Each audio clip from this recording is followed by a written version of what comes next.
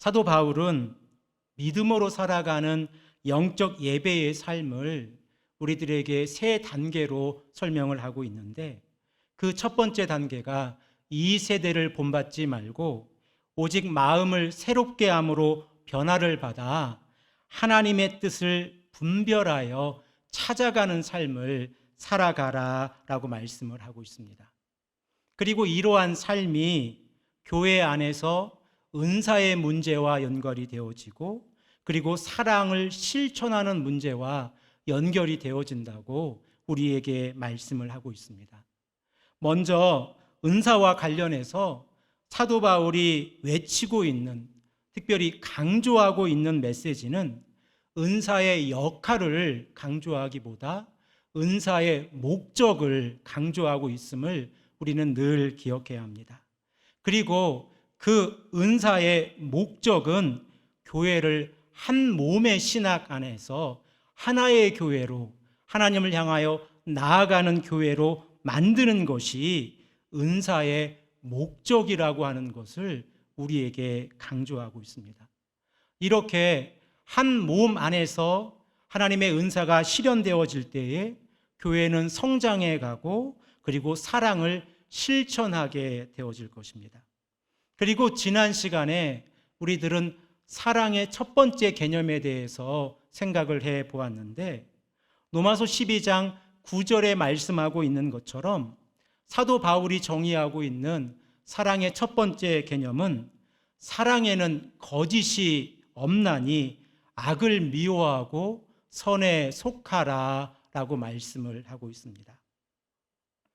사랑에 거짓이 없다고 하는 것은 곧 위선적인 모습이 없다고 하는 것을 의미합니다. 바리새인들과 사두개인들이 하나님의 백성들에게 자신의 기도하는 모습을 보여주기 위해서, 자신이 금식하는 모습을 보여주기 위해서 위선적으로 행동했던 그러한 위선적인 모습이 사랑에는 없다는 것입니다. 그리고 사랑의 사도 요한이 요한 1서 3장 18절에서 강조하고 있는 것처럼 진실된 행동으로 우리가 사랑을 실천할 때에 그 사랑은 거짓이 없고 위선이 없는 하나님의 사랑으로 실천되어진다는 것입니다. 그리고 이 사랑이 교회 안에서 실천되어질 때에 특별히 교회 안에 성령의 충만함이 가득 차고 넘쳐서 이 성령의 충만함 가운데에서 첫 번째, 어렵고 힘드신 분들, 그리고 어떻게 해야 될지 모르는 상황 가운데에서 신앙의 생활 가운데, 믿음의 생활 가운데, 그리고 여러 가지 환경의 문제로 어렵고 힘든 성도님들을 사랑으로 실천하고 도와주는 것이 교회의 역할이라고 사도 바울은 우리에게 말씀하고 있습니다. 그리고 두 번째로 사도 바울이 강조하고 있는 사랑의 실천은 당시 1세기의 순회 선교로 복음을 증거했던 복음의 전도자들을 교회가 품고, 그리고 그들을 섬기는 것이 사랑을 실천하는 것이다 라고 말씀하고 있습니다.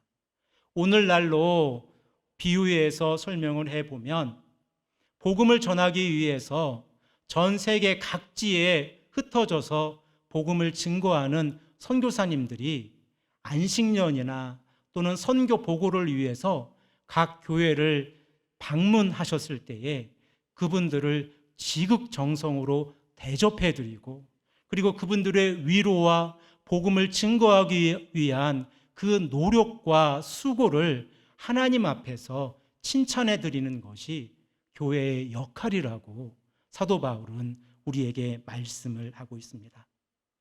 특별히 우리가 지난 시간에 강조했던 부분이 성령이 충만한 교회에서 나타나는 현상들입니다.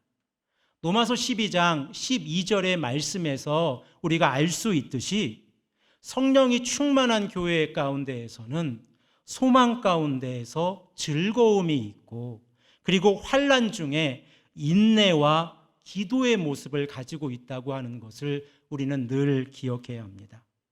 기쁨과 인내, 그리고 기도하는 모습이 성령의 충만한 모습이라고 우리가 강조할 때에, 특별히 강단에서 선포되어질 때에 이 성령의 새로운 접근 방법이 우리에게 조금 낯설게 다가올 수도 있습니다. 하지만 성경을 근거해서 성령이 충만한 교회의 모습은 소망 가운데 즐거움이 있고, 그리고 환난 중에 인내와 기도의 모습으로 나타난다고 하는 사실을 우리가 말씀을 통해서 확인할 수 있습니다. 성령의 사역을 우리가 은사적인 측면에서 해석을 한다고 하면 이러한 환난 중에 인내와 기도하는 모습이나 소망 가운데 즐거움이 있는 모습이 조금 소외될 수도 있습니다. 하지만 사도 바울은 교회가 성령이 충만할 때 나타나는 현상들이 하나님의 나라를 바라보며 즐거움 가운데 있고, 그리고 어려움을 직면했을 때에 그 어려움 가운데에서 인내와 기도하는 모습으로 나타난다고 하는 이 사실은 우리에게 새로운 성령에 대한 이해를 돕게 되어집니다.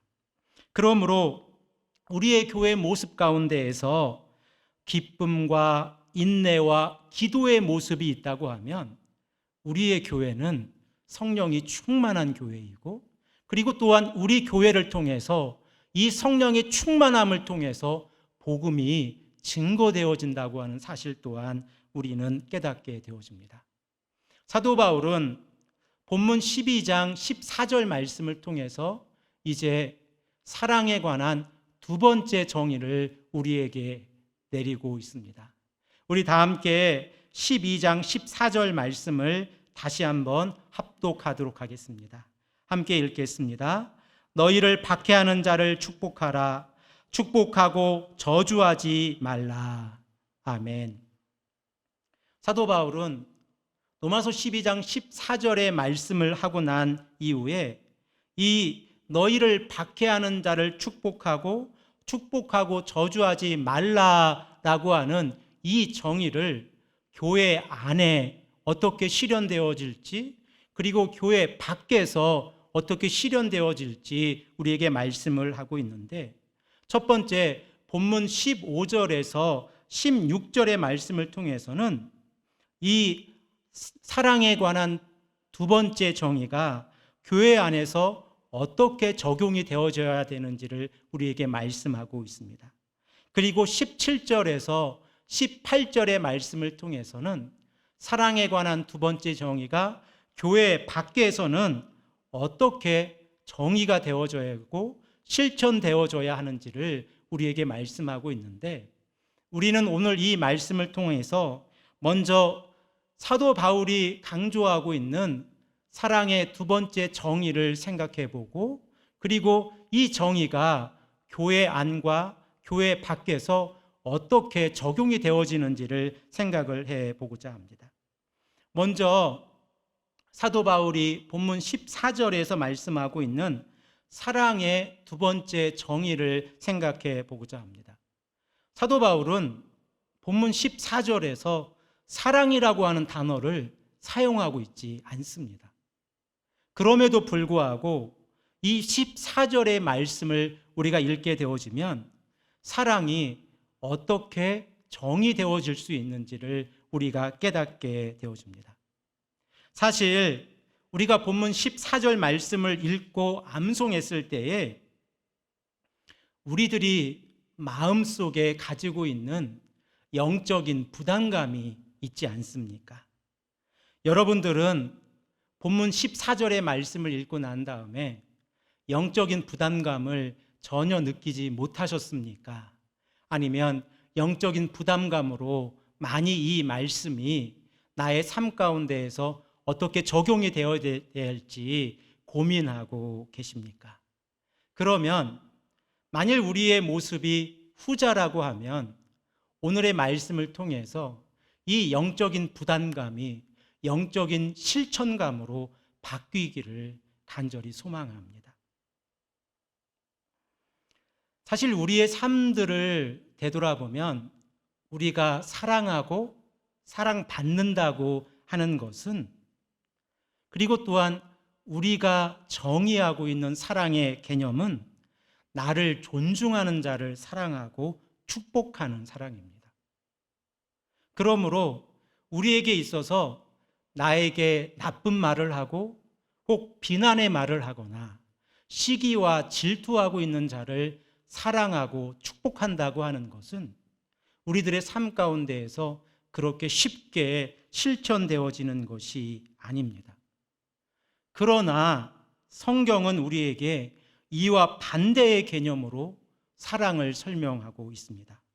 그것은 나를 박해하는 자들을 축복하라 라고 사도 바울이 권면하고 있는 것입니다. 1세기의 원수 사랑의 메시지는 예수님의 산상수훈으로부터 비롯되어졌습니다. 우리가 너무나 잘 알고 있는 마태복음 5장 43절에서 44절의 말씀, 그리고 누가복음 6장 27절에서 28절의 말씀을 보면 예수님께서 사랑에 관해서 다시 정의하고 계신 모습을 우리가 살펴보게 되어지는데, 오늘은 마태복음 5장 43절에서 44절의 말씀을 함께 읽겠습니다. 우리 다 함께 마태복음 5장 43절, 44절 말씀을 읽겠습니다. 또 내 이웃을 사랑하고 내 원수를 미워하라 하였다는 것을 너희가 들었으나 나는 너희에게 이르노니 너희 원수를 사랑하며 너희를 박해하는 자를 위하여 기도하라. 아멘. 이 말씀은 예수님께서 구약시대부터 구전으로 내려오져 왔던 내용과 레위기 19장 18절의 말씀을 추가로 인용해서 사랑에 관해서 새롭게 해석을 하고 계십니다. 그리고 예수님의 새로운 이 사랑의 핵심을 우리가 살펴보면 그 첫 번째는 원수를 사랑하라 라고 하는 메시지이고, 그리고 두 번째는 자신을 박해하는 자를 위해서 기도하라 라고 하는 메시지로 우리에게 다가옵니다. 공간복음이 기록되기 이전에 예수님의 이러한 메시지는 입술을 통해서 사람에게 사람으로, 그리고 성도에게 성도로 전파되어졌습니다. 이러한 전파를 구전전승이라고 부르는데, 이 구전전승이 되어진 모습들을 우리가 성경을 통해서도 알 수 있습니다.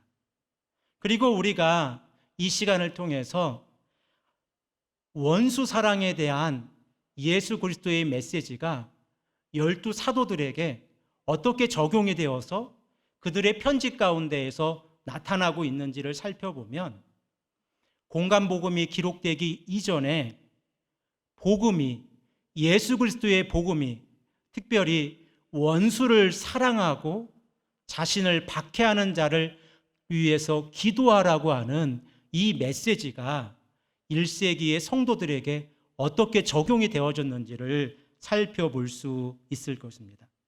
특별히 오늘은 예수님의 동생인 야고보 사도와 사도 베드로의 서신을 통해서 이 원수 사랑의 메시지가 어떻게 적용되어졌는지를 살펴보기를 원하는데, 먼저 야고보서 3장 9절에서 12절의 말씀을 읽겠습니다. 먼저 3장 9절 말씀에 이것으로 라고 기록되어져 있는데, 이것은 혀를 의미합니다. 우리 다 함께 한 목소리로 9절에서 12절까지의 말씀을 읽겠습니다. 이것으로 우리가 주 아버지를 찬송하고 또 이것으로 하나님의 형상대로 지음을 받은 사람을 저주하나니 한 입에서 찬송과 저주가 나오는도다. 내 형제들아, 이것이 마땅하지 아니하니라. 샘이 한 구멍으로 어찌 단물과 쓴물을 내겠느냐. 내 형제들아, 어찌 무화과 나무가 감람 열매를, 포도나무가 무화과를 맺겠느냐. 이와 같이 짠물이 단물을 내지 못하느니라. 이 야고보 선생님의 말씀을 우리가 읽어보면 한 입에서 두 가지 다른 성격의 언어가 나올 수 없다고 우리에게 말씀하고 있습니다. 사도 베드로 또한 베드로전서 3장 9절 말씀을 통해서 원수 사랑에 대한 메시지를 우리에게 다시 한번 강조하고 있는데, 이 메시지 또한 우리가 함께 한 목소리로 읽겠습니다. 악을 악으로 욕을 욕으로 갚지 말고 도리어 복을 빌라. 이를 위하여 너희가 부르심을 받았으니 이는 복을 이어받게 하려 하심이라. 아멘. 사도 베드로는 악을 악으로 욕을 욕으로 갚지 말라라고 선포하면서 이것을 위해서 너희가 부르심을 받았다라고 선포하고 있습니다.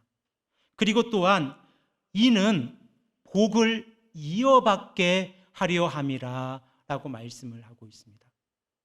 예수 그리스도의 말씀을 지키고 그 말씀에 순종하는 삶이 원수를 사랑하는 것이다 라고 우리에게 말씀하고 있는 겁니다.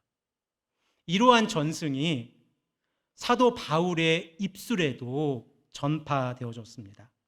그래서 오늘 본문 말씀 로마서 12장 14절 말씀에도 잘 이 원수 사랑에 대한 내용이 표현되어지고 있는데, 우리가 이 본문 12장 14절의 말씀을 통해서 원수를 사랑하고 축복하는 것이 우리가 이 땅을 살아가면서 영적인 예배의 하나의 삶의 원칙이라고 하는 것을 우리가 깨닫게 되어진다고 하면, 우리가 쉽게 우리의 입술 가운데 두 가지 언어의 혀를 사용하지 못하게 될 것입니다.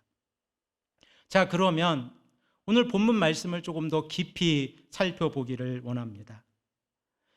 사도 바울이 이 두 번째 사랑의 정의를 하고 있는데, 그 두 번째 사랑의 정의의 핵심은 무엇입니까?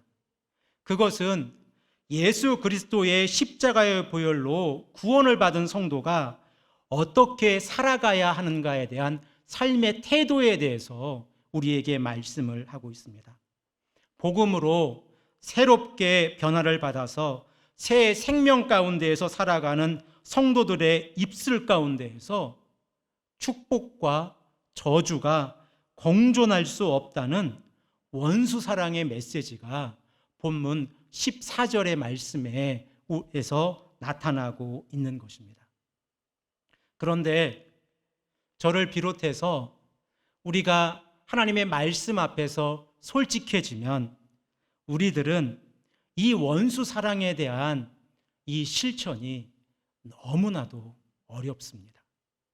그리고 이 원수를 사랑하지 못하는 문제 때문에 우리는 늘 마음의 부담을 가지고 있고, 그리고 날마다 회개하기도 하고 노력하며 하나님의 말씀으로 살아가려고 우리의 영적인 투쟁을 하고 있습니다. 그런데 참 쉽게 넘어지는 것이 원수를 사랑하는 것입니다. 왜냐하면 혀에 재갈을 물릴 수가 없어서 이 혀가 재갈을 물리지 않으면 원수를 사랑하지 않고 원수를 비방하게 되기 때문에 그렇습니다.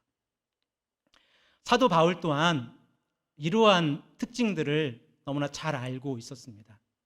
그래서 로마서 1장 29절에서 31절의 말씀을 보면 사도 바울이 이방인들의 죄를 6가지 분류의 21가지의 목록으로 기록을 하고 있는데, 그 가운데 사랑에 결핍되어졌을 때에 나타나는 죄의 목록이 7가지입니다.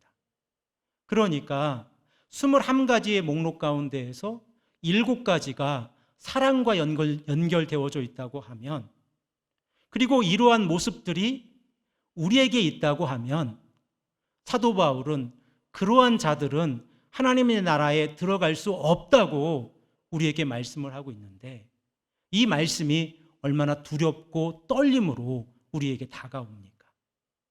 그리고 그 죄의 목록들을 보십시오. 그리고 우리 자신의 마음을 반영해 보십시오. 시기, 이거 다 있지 않습니까? 그리고 우리가 육체적으로 다른 사람을 살인하지는 않지만 미워함으로, 증오함으로 살인하고 있지는 않습니까? 그리고 사기의 모습들도 있지 않습니까? 악독이 가득한 것, 그리고 다른 사람들을 향하여 수근수근거리는 것, 비방하는 것, 이러한 행동들이 모두 사랑이 결핍되어졌을 때에 나타나는 죄의 모습들입니다. 그러면 우리들은 어떻게 이러한 문제를 벗어나기 위해서 노력할 수 있습니까? 우리들은 거룩한 살아있는 제물로서 영적인 예배를 드리는 삶을 살아가기를 원하는데, 이러한 영적인 예배를 드리는 삶의 원칙 가운데에서 특별히 이 원수 사랑의 메시지가 예수님의 메시지로부터 비롯되어졌다는 것을 우리가 깨달았을 때에 한 가지 중요한 사실을 우리가 깨닫게 되어지는데, 그것이 바로 예수님께서 말씀하시고 계신 기도의 원칙입니다. 예수님께서는 원수를 사랑하라라고 말씀하셨고, 자신을 핍박하는 자들을 위해서 기도하라라고 말씀하고 있습니다. 그러므로 우리가 원수를 사랑한다고 하는 것은, 그리고 그 핵심을 바라본다고 하면, 원수 사랑의 핵심적인 메시지는 기도에 있습니다. 이 땅을 살아가다 보면 성도의 삶 가운데, 특별히 목회자들의 삶 가운데에서도 대립적인 관계를 가지고 대해야 될 분들이 있지는 않습니까? 그리고 또한 복음을 믿고 전하는 자들을 박해하는 자들을 향해서 우리가 왜 그렇게 행동하는지 비난하고 있지는 않습니까?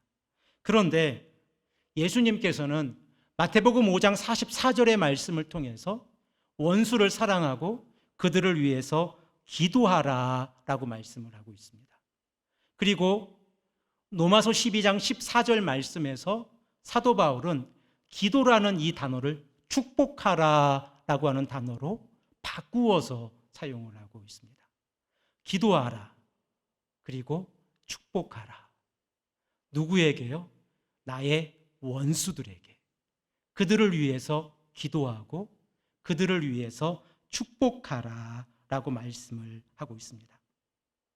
그러므로 우리들도 사랑을 실천하기를 원하는데, 만일 우리들의 삶 가운데에서 적대 관계 가운데 있거나, 또한 우리가 아무것도 잘못한 것이 없는데 비방의 말을 듣거나, 또는 이성적인 대화를 통하여 대화가 되지 않는 상황이 발생하여서 입술로서 죄를 지을 그런 상황이 발생했을 때에 우리가 해야 할 것은 사랑하고 기도하라는 것입니다.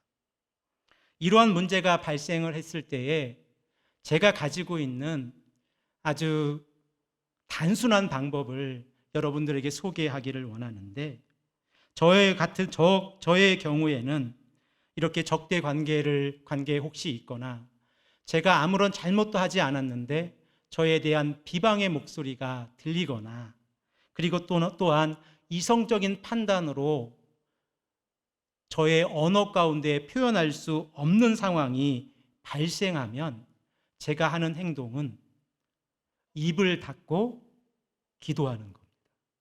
그때 입을 열면 실수하게 되어지고, 그리고 그 실수는 죄로 연결되어진다고 하는 사실을 우리는 기억해야 합니다.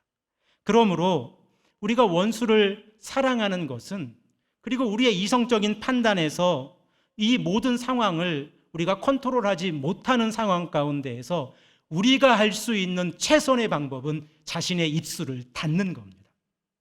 그때는 아무 말도 하지 않는 것이 하나님 앞에서 정직한 겁니다. 그리고 하나님께 탄원할 수 있습니다. 하지만 사람에게 이야기하면 그건 수근수근거리는 것이고 비방하는 겁니다.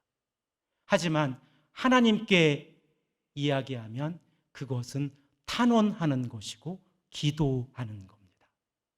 이러한 차이를 우리가 깨닫게 되어진다고 하면 이 원수 사랑이라고 하는 것이 얼마나 어렵고 힘든 과정인지를 우리가 알게 되어집니다.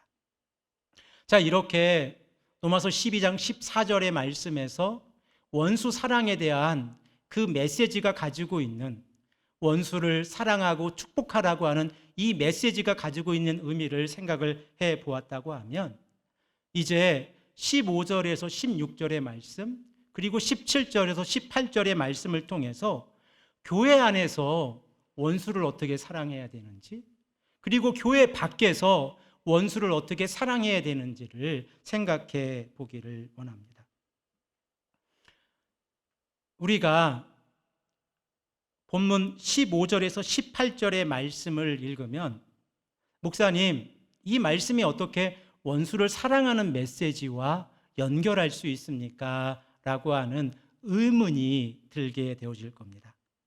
사도 바울은 원수를 사랑하고 축복하라고 하는 이 사랑의 두 번째 정의를 내리고 난 다음에 원수를 어떻게 사랑해야 되는지 구체적인 방법을 우리에게 제시하고 있지 않습니다. 그런데 15절과 16절의 말씀, 그리고 17절과 18절의 말씀을 교회와 세상에 적용을 해 보십시오. 그러면 이러한 결론에 도달하게 되어집니다. 그것은 사도 바울이 원수를 어떻게 사랑해야 되는지 구체적인 방법을 설명하고 있지는 않은데, 원수를 만들지 않게 하기 위한 예방적인 방법을 우리에게 설명하고 있다는 사실을 깨닫게 되어집니다. 이것이 얼마나 기발한 방법입니까? 우리가 원수를 사랑하라, 원수를 축복하라 라는 이 메시지보다 우리의 삶 가운데서, 교회 안에, 그리고 세상에서 원수를 만들지 않는 방법을 알고 있다고 하면 원수를 사랑하는 그런 어려움에 놓여지지도 않을 것이지 않습니까? 그 방법이 15절에서 16절의 말씀에서는 교회 안에서 어떻게 모든 이들과 평화를 누릴 수 있는가, 화목할 수 있는가, 그리고 17절에서 18절의 말씀을 통해서 세상 속에서 어떻게 그리스도인들이 모든 일들과 할 수만 있다고 하면 평화를 누릴 수 있는가에 대해서 설명하고 있는 이 모습을 보게 되어지면 사도 바울이 우리에게 주는 메시지가 얼마나 중요한 말씀인가를 깨닫게 되어집니다. 자, 그러면 15절에서 18절까지의 말씀을 우리가 이미 읽어보았는데, 15절에서 18절까지의 말씀의 핵심적인 내용은 화목입니다. 모든 이들과 평화를 가지고, 그리고 다른 모든 이들과 싸움의 관계를 가지지 말고 살아가라라고 하는 것입니다. 그러면 이것이 어떻게 가능합니까? 우리가 예수 그리스도의 십자가 보혈을 믿고 그 말씀 가운데 살아간다고 할 때에 원수 사랑의 메시지가 실천되어진다고 하면 우리의 마음 가운데 믿음, 그리고 성경이 가르치고 있는 이 믿음의 실체가 살아 움직여야 하고, 그리고 또한 우리가 그러한 삶을 살아가야 하나님을 사랑하듯이 이웃을 사랑할 수 있는 겁니다. 그런데 하나님과의 관계가 바로 서지 못하면 믿음의 구체적인 그 실체가 우리의 마음 가운데에서 정립이 되지 않았기 때문에 이웃사랑을 하는 데에 어려움이 있을 것입니다. 그래서 사도 바울이 로마서 1장에서 8장까지 복음에 대해서 이야기를 하고, 그리고 9장에서 11장까지 예수 그리스도를 믿는 참 이스라엘이 누구인가에 대해서 언급하고 있지 않습니까? 복음을 깨달은 자, 그리고 하나님을 믿는 믿음을 선택한 자, 곧 선택받은 자가 누구입니까? 바로 하나님의 긍휼하심을 받은 자들인데, 그러면 누가 하나님의 긍휼하심을 받습니까? 회개하는 자라고 우리가 로마서 강해를 통해서 여러 번 강조를 했습니다. 그러면 회개한 자가 복음을 깨달았을 때 나타나는 현상이 무엇입니까? 그것은 깨어진 하나님과의 관계가 회복되어지는 것입니다.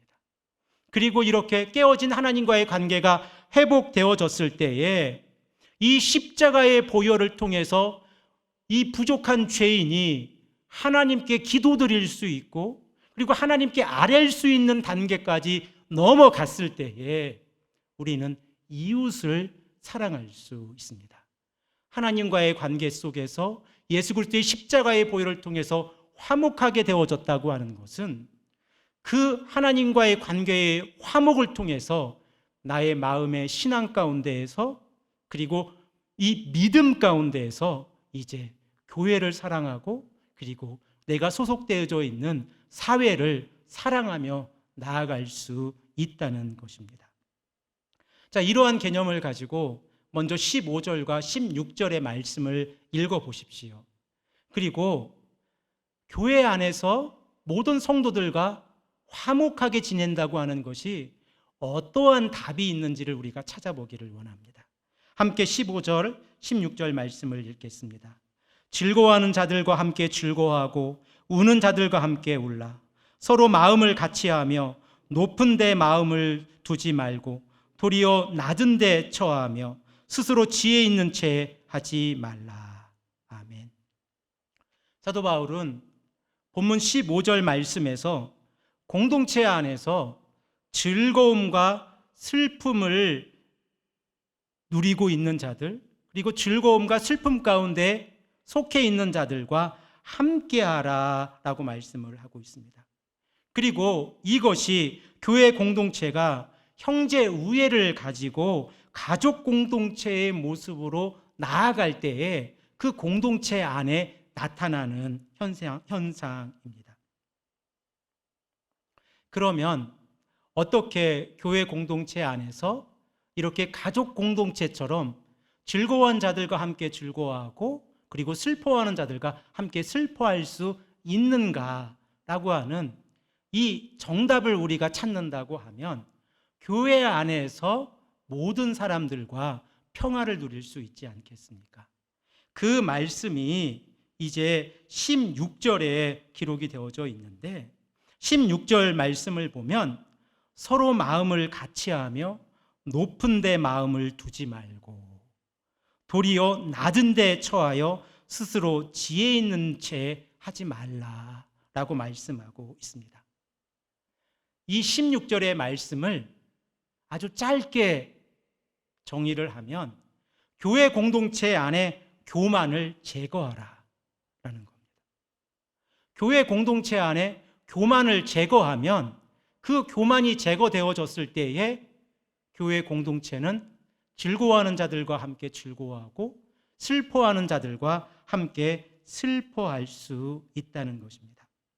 그러면 왜 교만이 교회 공동체를 이렇게 해악하게 만듭니까?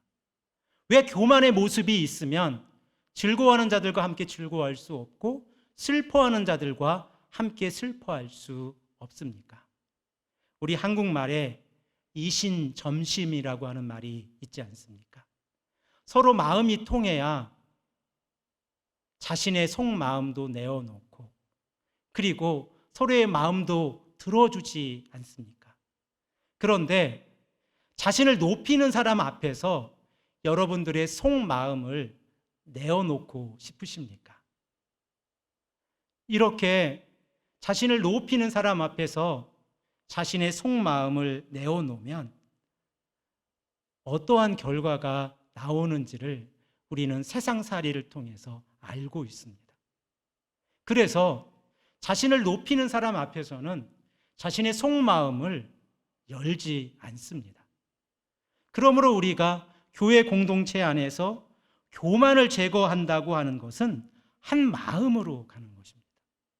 그리고 그 한 마음에 예수 그리스도의 십자가의 보혈이 있다고 하면 이 공동체는 믿음의 공동체, 신앙의 공동체로 변화되어져서 말씀 중심의 공동체, 성경을 공부하는 공동체, 전도하고 선교하는 공동체, 사랑이 흘러 넘치는 공동체가 되지 않겠습니까? 시편을 읽다 보면 특별히 이 교만에 대한 엄숙한 말씀들을 많이 하시는데, 특별히 제가 오늘 여러분들과 함께 생각해 볼 말씀은 시편 31편 23절의 말씀입니다. 이 말씀을 함께 읽겠습니다. 너희 모든 성도들아 여호와를 사랑하라. 여호와께서 진실한 자를 보호하시고 교만하게 행하는 자에게 엄중히 갚으시느니라 라고 말씀을 하고 있습니다. 이 말씀을 보면 진실한 자가 누구입니까? 바로 여호와를 사랑하는 자입니다. 그런데 교만한 자는 여호와를 사랑하는 자가 아닙니다. 그리고 그들의 결과는 엄중한 징벌이 있다라고 말씀을 하고 있습니다. 그리고 또한 모세는 신명기 8장 14절 상반절 말씀에서 너무나도 중요한 말씀을 우리에게 합니다. 이 말씀을 우리의 마음밭에 새기기를 원합니다. 함께 신명기 8장 14절 상반절 말씀을 읽겠습니다. 내 마음이 교만하여 내 하나님 여호와를 잊어버릴까 염려하노라. 교만이 하나님까지 잊어버리게 할 수 있다는 것입니다. 그러므로 교회 공동체 안에 교만이 있다고 하는 것은 그 공동체가 하나님께 나아가는 것을 가로막는 것입니다.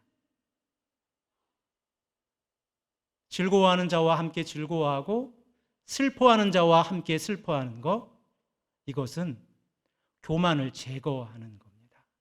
그리고 그 교만을 제거함으로 우리가 사랑을 실천할 수 있습니다.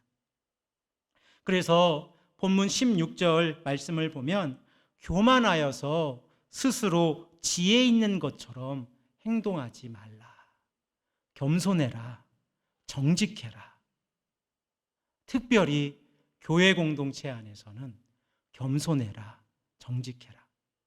그리고 가정 공동체가 함께 즐거워하고 함께 슬퍼하기 위해서는 겸손해라. 정직해라. 그리고 그 가족 공동체가 더 좀 큰 할아버지, 할머니, 그리고 고모, 이모, 삼촌이 모이는 더 큰 무리로 우리가 함께 모였을 때에도 겸손하고 그리고 서로를 섬기는 모습이 있다고 하면 그 공동체 안에 즐거움과 슬픔을 함께 할 수 있는 것입니다. 자, 그러면 두 번째로 교회 밖에서 원수를 사랑하는 방법, 그리고 특별히 원수의 관계를 맺지 않는 방법이 본문 17절에서 18절에 기록되어져 있는데 이 말씀 또한 함께 읽겠습니다. 본문 17절, 18절 말씀입니다. 아무에게도 악을 악으로 갚지 말고 모든 사람 앞에 선한 일을 도모하라. 할 수 있거든 너희로서는 모든 사람과 더불어 화목하라 라고 말씀하고 있습니다. 사도 바울은 본문 17절 말씀에서 초대교회의 고정적인 교리 문답의 형태로 구전되어졌던 이 단어를 사용하고 있는데 그것이 악을 악으로 갚지 말라라는 것입니다. 그리고 이 악을 악으로 갚지 말라라고 하는 이 대전제가 교회 공동체에 놓여져 있는 것이 아니라 세상의 공동체에 놓여져 있다고 하는 것을 우리가 주목해야 합니다. 한번 생각해 보십시오. 자, 오른밤을 맞았습니다. 그러면 오른밤을 한번 때려야 됩니까? 왼밤까지 내어 주어야 합니까? 어떻게 하시겠습니까? 우리는 예수님의 메시지를 통해서 오른밤을 맞으면 왼밤을 내어 놓으라는 것을 어릴 적부터 교육을 받았고, 그리고 이 말씀이 너무나도 당연하게 다가옵니다. 그런데 실천은 그렇지 않습니다. 오른뺨을 맞으면 화가 치밀어 오르고, 그리고 그 화가 치밀어 올라서 저도 오른뺨을 때려야 속이 풀립니다. 그게 이 땅을 살아가는 우리들의 모습이지 않습니까? 그런데 성경은 이와 반대로 이야기를 하고 있습니다. 그 반대의 개념이 무엇입니까? 악을 악으로 갚지 말라. 그러면 어떻게 살아갑니까? 그러면 속상하고 답답하고 억울해서 어디 가서 하소연도 못하는데 어떻게 악을 악으로 갚지 말고 살아갑니까? 이렇게 우리는 우리 스스로에게 질문할 수 있습니다. 하지만 성경은 세상적인 방법이 현명하다고 할지라도 그 방법이 하나님 앞에서는 아주 어리석은 방법일 수 있다고 하는 사실을 우리에게 가르치고 있습니다. 그래서 악을 악으로 갚지 말라라고 말씀하고 있습니다. 악을 악으로 갚으면 그 악이 다시 나에게 악으로 갚습니다. 그래서 그 악의 관계를 끊어내기가 어렵습니다. 그리고 심지어 가족에게, 자녀에게까지 그 악의 관계가 전수되어지는 것을 우리는 깨닫고 있습니다. 그러므로 악을 악으로 갚을 수 없습니다. 그러면 사도 바울은 우리에게 어떻게 말씀하고 있습니까? 모든 사람 앞에서 선한 일을 도모하라 라고 말씀하고 있습니다. 이 말씀을 저의 언어로 표현한다고 하면 모든 일에서 선한 일을 생각하고 모든 일에서 선한 목표를 삼고 그리고 모든 일에서 선한 행동을 노력해 보라 라고 사도 바울이 우리에게 말씀하고 있습니다. 그러면 화목해질 수 있다 라고 말씀하고 있습니다. 특별히 본문 18절에서 사용하고 있는 이 화목이라고 하는 이 헬라어 동사의 의미를 살펴보면 화목하다라고 하는 것이 우리는 한 장면을 생각하거나 하나의 현상을 생각할 수 있지 않습니까? 예를 들어보겠습니다. 한 가정에 귀한 자녀들이 있고 그리고 그 아이들이 성장해서 예수님도 잘 믿고 그리고 공부도 잘 합니다. 그래서 시험을 보고 성적표를 가져왔는데 다 A+를 받아가지고 왔습니다. 그러면 부모님이 그리고 자녀들이 그날만큼은 화목합니다. 그리고 그날만큼은 아빠에게 엄마에게 요구하는 것이 있으면 아빠 엄마가 뭐든지 다 해주겠다고 약속합니다. 그런데 조금이라도 잘못하면 그 약속이 다시 없어지지요. 그게 우리들의 모습입니다. 그런데 오늘 본문 말씀에 기록하고 있는 이 에리네 뉴오라고 하는 헬라어 동사가 가지고 있는 의미는 keep the peace입니다. 화목의 관계를 계속 유지하고 있어라 라고 하는 의미를 가지고 있습니다. 그래서 모든 사람들과 화목하라 라고 하는 의미는 그냥 잠시 동안, 잠시 만날 동안에 그들 앞에서 싸우면 안 되니까 화목하자 이런 메시지가 아닙니다. 나 혼자 있을 때도 화목하고 그들과 함께 있을 때도 화목하고 시간이 지나도 화목하고 이전에도 화목한 겁니다. 그래서 과거, 현재, 미래의 시간 가운데에서 지속적으로 화목하라. 쉽지 않은 하나님의 말씀입니다. 그런데 이렇게 행동할 때에 우리에게 주어지는 복이 있다고 하는 사실을 우리가 깨달으면 한번 노력해 볼 만합니다. 우리들은 이 화목이라고 하는 단어를 생각할 때에 어떠한 성경 구절이 생각이 나십니까? 화목하면 어떠한 결과가 나올 것 같습니까? 세상 사람들과 화목했는데 그 화목한 것이 우리들의 삶 가운데 영향을 미쳐서 하나님께서 우리를 인정하신다고 하면 그 모습이 어떠한 모습이겠습니까? 성경은 그것도 예수 그리스도의 산상수훈에서 우리에게 말씀하고 있는데, 마태복음 5장 9절 말씀, 산상수훈으로 우리가 너무나 잘 알고 있는 말씀이지 않습니까? 화평하게 하는 자들에게 주어지는 복이 무엇입니까?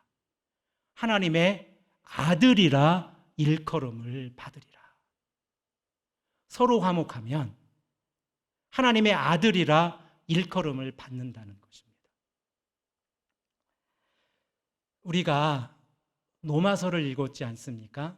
그러면 마태복음 5장 9절 말씀을 로마서에 한번 적용해 보십시오. 그리고 제가 로마서를 강의했던 부분 가운데에서 로마서 8장으로 돌아가 보십시오. 그리고 시선을 로마서 8장 14절 말씀에 우리의 눈을 집중해 보면 거기에 또한 하나님의 아들이 되는 복이 나옵니다. 우리 다 함께 14절 말씀을 읽겠습니다. 로마서 8장 14절입니다. 무릇 하나님의 영으로 인도함을 받는 사람은 곧 하나님의 아들이라. 아멘.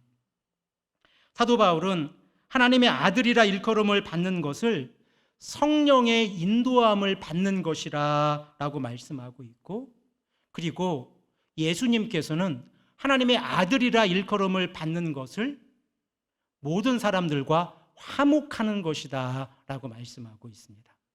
그러면 예수님의 메시지와 사도 바울의 메시지를 플러스 해보겠습니다. 그러면 어떠한 결과가 나오지요? 성령의 인도함을 받은 자는 곧 모든 사람들과 화목하는 자입니다.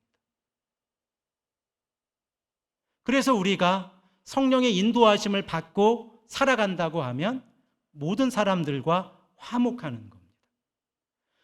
이 의미를 반대의 개념으로 설명해 보면, 우리가 모든 사람들과 화목하지 못할 때는 우리의 마음 가운데에서 죄의 모습이 있어서 성령의 인도함을 받지 못할 때가 있다는 것입니다. 그래서 우리는 성령의 인도함을 받아야 합니다. 그리고 성령의 인도함을 받으며 살아가는 이러한 모습이 모든 사람들과 화목한 모습으로 나타난다고 하면 이것은 하나님의 아들로서 살아가는 것입니다.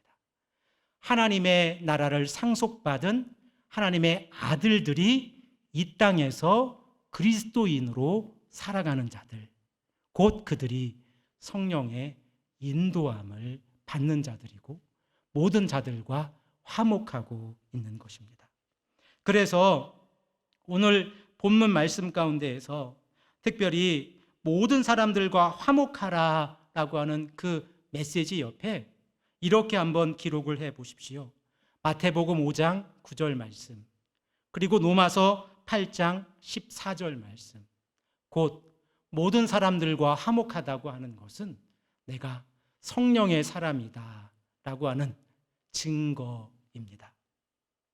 사랑하는 성도 여러분, 저 또한 오늘 설교 말씀을 준비하면서 많은 영적인 부담감을 가지게 되었습니다. 그 영적인 부담감이 우리에게 부담감으로만 다가오는 것이 아니라 거룩한 부담으로 다가온다고 하면 오늘 우리가 로마서 8장 14절에서 18절의 말씀을 읽은 이 의미를 깨달은 것입니다.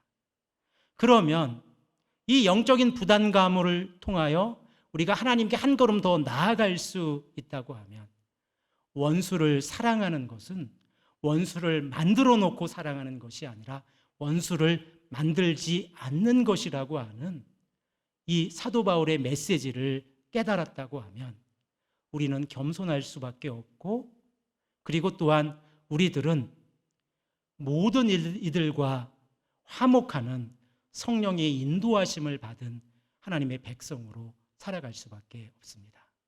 그들이 성도입니다. 그리고 저와 여러분들이 그 반열에 있습니다.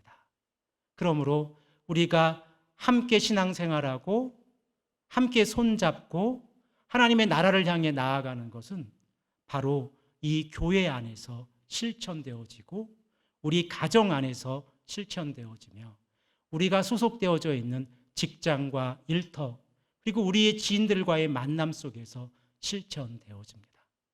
이러한 삶이, 특별히 이러한 거룩한 부담이 우리의 마음에 많이 있기를 소망합니다.